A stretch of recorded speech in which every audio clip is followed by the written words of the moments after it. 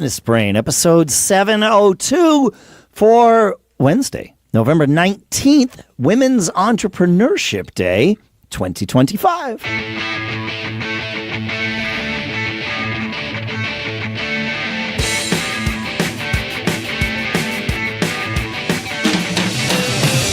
Greetings, folks, and welcome to Business Brain, the show where we take a few ideas, some of yours, some of ours. We crunch them, we dissect them, we use them to tune our business brains each and every time we get together.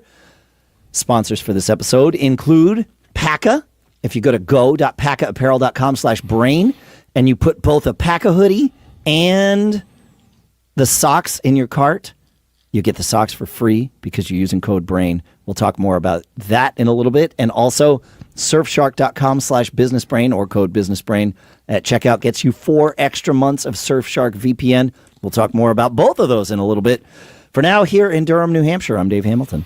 And out here in soggy Northern California, I'm Shannon Jean. First big storm of the season, which is great. Oh, that's good. Yeah. Happy to be here. But you know, I just got back from Las Vegas and spent a couple days there for our anniversary. And I was thinking, have you been to Vegas recently? Yeah. I mean, I'm there. I'm there usually at least right? once a year. Yeah. So I was there in January. I think was the last time. Been a few years for me. Maybe 5 years. I used to go 2 or 3 times, 2 or 3 times a year as well. Yeah. And it was cool. We had a great time. It was really nice.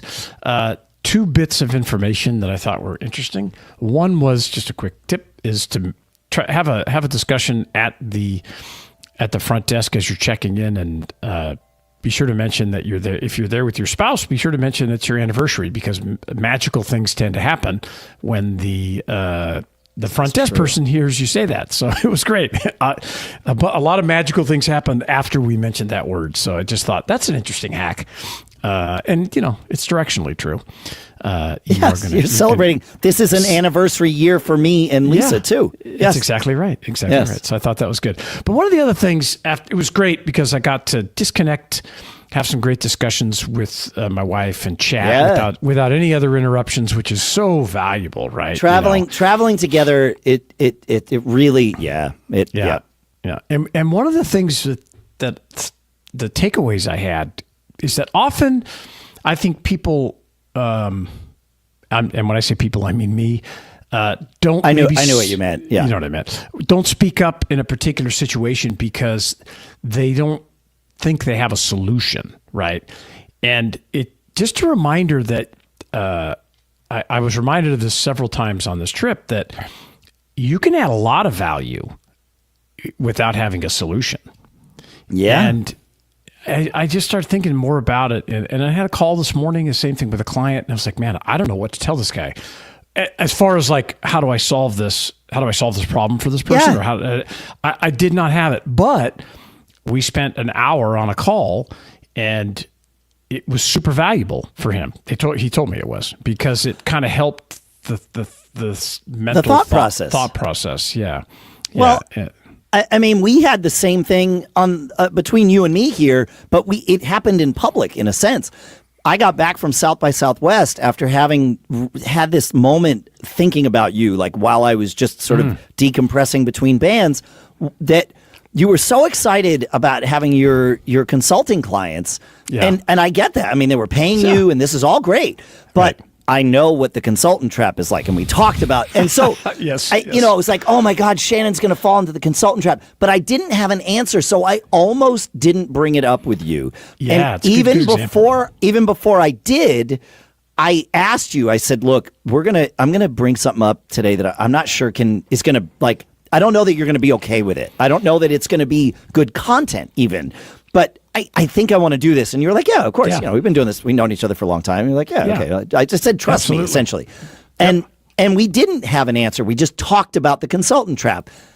And yet, 6 months later, you had solved the consultant trap. Yeah, it kind of brought it just put it more like top of mind for me, that even though I was having some success and it was a good measurement, and I was like, oh, I'm headed in the right direction, it kind of veered off a bit, to where I got out of that trap. And, yes, you did. Yeah, it's super valuable. it's just important to remember.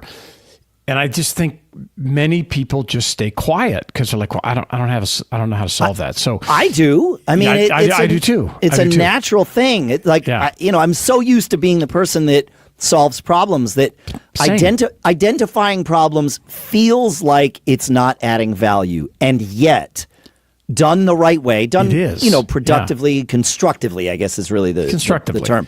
And I think maybe perhaps, I don't know what your take on this, but even the lead in could be, hey, I don't have a solution for you on this, but I'm happy to talk it through. I think I may be able to help talk you through and you can identify. Because a lot of times the other person that they'll kind of identify it themselves, or they already know the answer and they just need you to, they just need like a sounding board.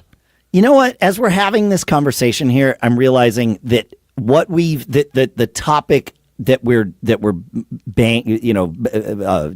bantering about here, is exactly the entire foundation of cognitive behavioral therapy, right? Because your therapist isn't there to offer you solutions. Your therapist is there to help you identify problems and have you reflect on them. I'm like, that's the whole gig right there. That's true, right? Yeah. Right? And so the fact that this is somehow a revelation for you and me in the year 2025 means that we're slow, Shannon. That's what it means. I never, it's a good day to not have hardly any people on the stream with technical difficulties, right? Because I don't want to admit that, but this is other people have figured this out already. I know. But I didn't know that until we started having this conversation, which proves the point. Yeah. Yeah. And even though we had a conversation, another example, I had a conversation in my business chat group on X over the weekend where somebody was like, hey, this is the situation and it was about hiring somebody, but it was this person that was thinking about being hired had sold his business and made a ton of money and yet wanted to come back and work at kind of a low level thing. And I was like, I don't know the answer to that, but that sounds like they're not going to be happy or satisfied in that role very long.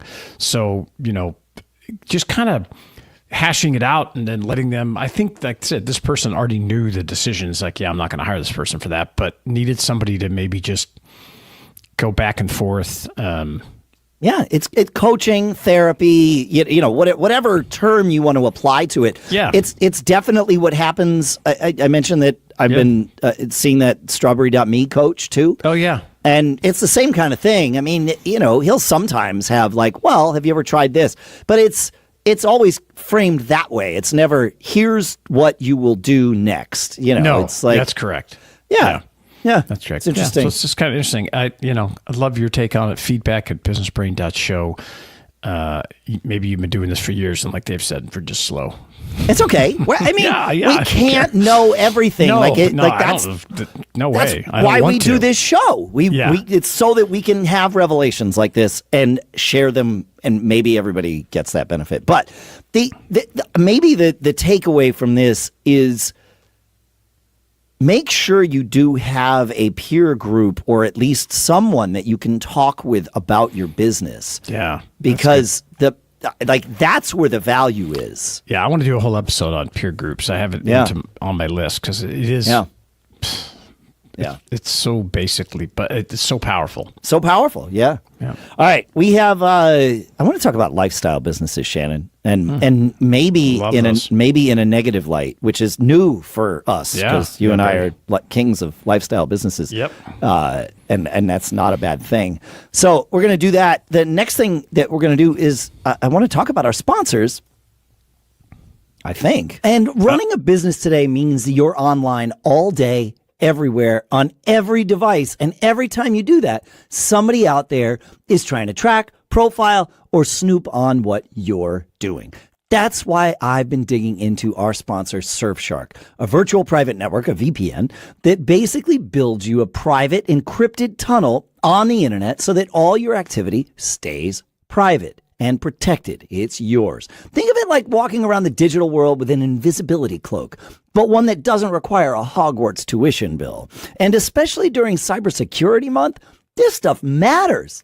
One of the things I love, Surfshark protects me on sketchy public Wi-Fi. Whether I'm traveling, working from a coffee shop or cafe or something, or grabbing a few minutes of deep work time waiting for an oil change at the car dealer, I like knowing that the network I'm on can't see a thing. I don't know what they're looking for there, but it also lets you bypass geo restrictions. Super handy when you're traveling and still need to access your usual tools, your dashboards, or even that one streaming service that you pretend that you don't use during work hours. Not naming any names. You're all fine. And Surfshark isn't just a VPN. Surfshark Alert is a big one for me. It monitors your personal info and lets you know if anything shows up in a breach so you can fix it fast. It's risk-free with their 30-day money-back guarantee. Secure your privacy today with Surfshark. Go to surfshark.com/businessbrain or use code businessbrain at checkout to get 4 extra months of Surfshark VPN. Again, surfshark.com/businessbrain, code businessbrain at checkout to get 4 extra months of Surfshark VPN. We've got all the links and everything in our show notes as usual. And our thanks to Surfshark for sponsoring this episode. And you know that one piece of clothing you grab every single day without thinking about it? That one that magically works, whether you're on the couch, on a Zoom call, recording a podcast, or actually living your charmed life out there? For me, that's become my PAKA hoodie. I'm literally wearing it right now while recording this. It's thin, cozy, soft in a way that makes no sense. It's just so amazing. And somehow warm without being bulky. It feels like the weekend hoodie that you want to curl up in, except it totally looks good enough to walk into a meeting or, record a podcast without it. I'm super obsessed with this.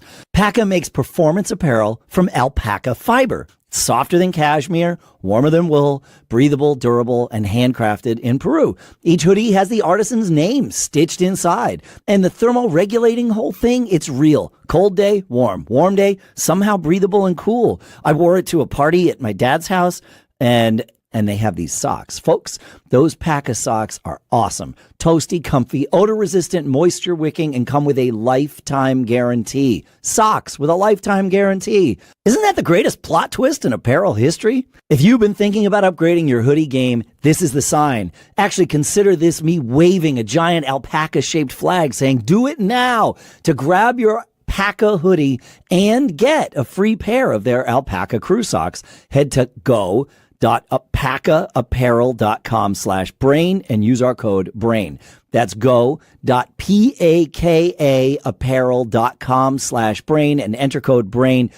You've got to make sure you put the hoodie and the socks in your cart first, and then all of that'll work and you'll get the socks for free. Live that charmed life. Get the hoodie, get the socks, just like us. And our thanks to PAKA for sponsoring this episode. All right. I've been thinking about lifestyle businesses. I love those. I do too. The issue is, you've often said goals are for losers. Okay. Yeah, I stole that, but I believe you stole it it's from really Scott true. Adams. I've said it too. We've said it on the show.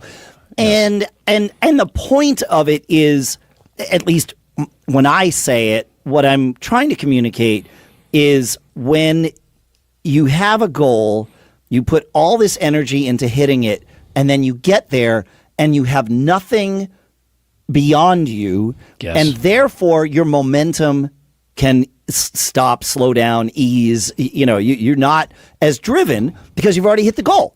Yeah. And that's why we say systems are better than goals, because if you're obsessed with the system just keeps working and profit comes out the other end.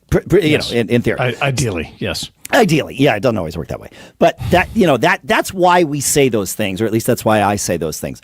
And I believe that. I think the risk with running a lifestyle business is when you hit a version of your lifestyle that you're happy with, because it's the same kind of issue, right? Where, okay, I'm here, now I can just enjoy. And you might take, and I say this, being someone that's done this at times, you take your foot off the gas a little bit. And I am a firm believer, and nothing will change my opinion on this, that we should enjoy our success while we're having it, not wait Absolutely. until some nebulous end, like the whole idea of retiring. We did an episode on this, figure out what you want to do in your retirement and start doing that while you're still working. Figure out how to work and do that at the same time, because that's going to work better, in my opinion. So I think there's there's something here. The flip side of it, though, is I don't think it's necessarily smart to keep leveling up your lifestyle to match the cash flow of your business, because we all know that cash flow will ebb and flow, and that's just how it goes.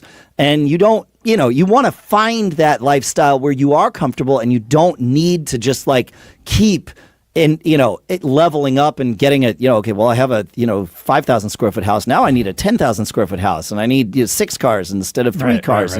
Right. Like that starts to become a liability in a really that's tangible way. Lifestyle creep, right? Yeah, lifestyle. So you want to avoid lifestyle creep, but then there is this thing where it's like, well, I'm earning enough to support this lifestyle, and then do you sort of, without thinking about it, take your foot off the gas a little bit? And my answer is yes, I have at times. Yeah, I've seen that.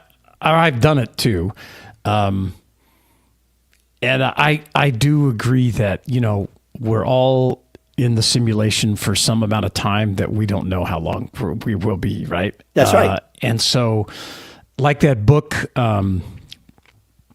it's Die with Zero or Die with Nothing. I think it's Die with Zero. Yeah. Talks about different stages of your life and how you should suggest you live differently in those stages, because you're going to do things when you're 40 that you're not when you're 60, and you're going to do things when you're 60 that you're not going to do when you're 80, that kind of thing. I'm trying to go where my point is here. I think that, great book. Highly recommend it. It is Die with Zero. Getting all you can from your money and your life by Bill Perkins. We'll put a link in the show notes. Yeah. Especially if you have kids. It's really good to read. Yep. And I agree that but I will tell you that one of the things that I have changed, or I've thought for some length of time, I don't know how long, that's helped me, is that live on your profits, not your assets. And that has helped me, because if I want, I want a lot of things. I have a huge bad case of the I wants.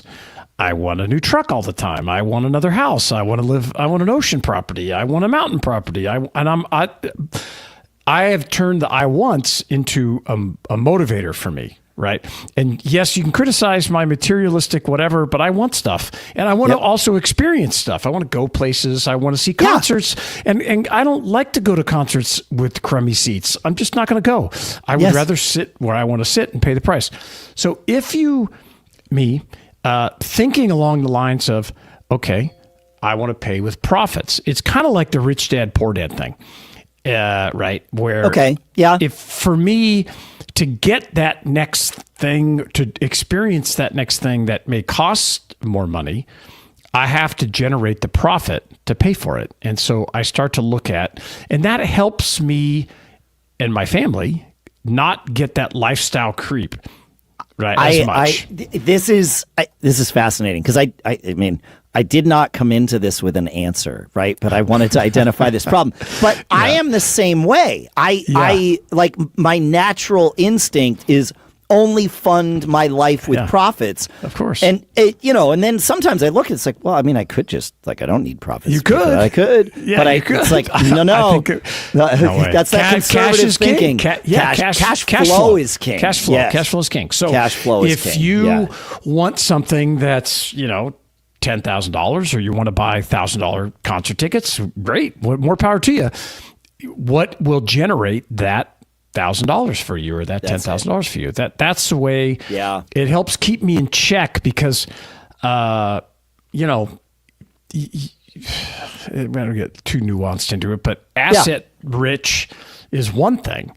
But if you don't create cash flow riches, you're in trouble. You're in trouble. I don't care. And then you have to liquidate assets. And they are two different skills. Very much. And it's worth, I'm still working on the asset skill. I mean, I have some, but it's almost accidental.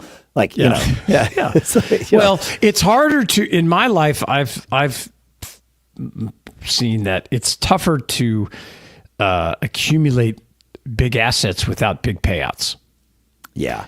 Because it's harder to just stack it up, especially when you're saying, oh, I'm living on my profits. Yeah. Well, if you're living a certain kind of life, then if you're eating up a lot of those profits, you don't have the accumulation. You're not to putting buy anything to accumulate. Yeah, that's to right. buy those bigger assets, those concert tickets or more. Yeah, or more. And one of the ways to, like, I don't know if you, let's just say, use like real estate, is one of the ways you increase your cash flow is by giving less of it to, you know, other, like paying lower taxes, liability, and those bigger assets in turn help you keep more of your revenue, keep more of your profits, and live. But it is tougher, and it was not until I had big chunks come in and hit, over a period of years that I was able to go, okay, because I'm not talking about going and getting a big mortgage or a big SBA loan to buy a business. I'm talking about getting things and paying for them so you own them. Yeah. And, so, because otherwise you're just chasing another cash flow thing, right? If it's like, it's the same problem. Yeah. I'm going to buy a $8 million, vacation rental, and I'm only going to put, 20% down. Well, then you're okay. Can you just pay the $800,000 mortgage? Can the business pay for itself? Correct. Can it be cash flow neutral? Is your goal at that point? Yeah. And so, fair. So I think that's a good way to look at it, and it's helped me. And the other trick is don't keep any money in your bank, so you don't look at it. I know. And put it. Having things at arm's length has helped me a lot too. Helped me from being complacent. Right. Yes. Oh no. Yeah. I find it when cash flow, regardless of what my asset picture might or might not look like, when cash flow is low, I get unsettled. So do I. It's like good. I'm itchy. It's like, I can't. Kicks you in the ass, right? It does. And and so that's that's good. That's a good thing. Like, I think so. I can't. Yeah. I shouldn't be doing this as much, or I need to do. So. I have this reminds me of a topic that I already have queued up for next week. So we'll talk. We'll to be continued, folks. Good. Because I think this is important stuff. Yeah, absolutely. Good. I like talking about it because I do too. It's good to frame it. Yeah, and learn and talk up and think about it. And like, I look at my assets a lot, but I don't touch them. I joke to my financial advisor. She's this great young woman, and I always joke. I'm like, whenever I don't want to call you because I feel like I'm asking my parents for money. Right. When I'm trying to allocate something to a new thing, and it is good. It's just kind of a hands. Not yet. Don't need to touch it yet. Not yet. So, yeah, exactly. Not yet. Thanks for hanging out with us, everybody. Feedback at businessbrain.show. Make sure you go to businessbrain.show/review so that you can leave us a review and get entered to win a MacBook this year. That's coming up, folks. Your chances are good. That's true. Yep. All right. Thanks for hanging out, and keep living the charmed life. We'll see you on Friday.